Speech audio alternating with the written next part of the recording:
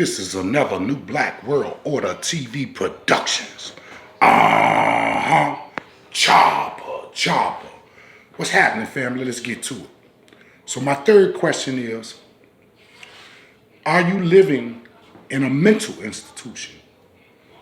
See, when I was growing up, it didn't appear to be that many mentally ill people.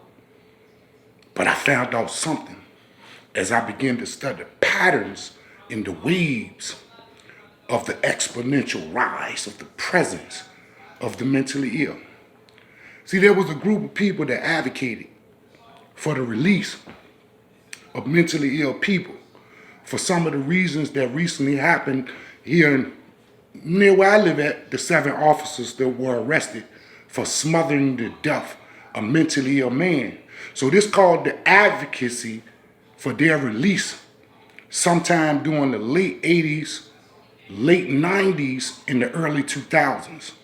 So the problem was out of sight, out of mind. So they released them into the street. And if you look around, the ratio, right, that is being seen, it appears to be an epidemic of mental illness, but they released them on society. So rather than having a large industrial complex of housed mentally ill people, just look around. Everywhere you go. You're not only living in a death culture, you're not only living in a prison culture, but you're also living in a mental facility culture.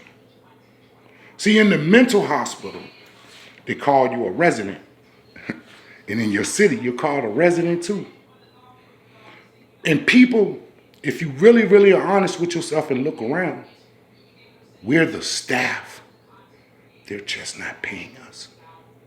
In fact, civilization is a sale, and it's also a mental institution.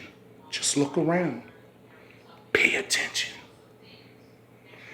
It's not that there's a more mentally ill people.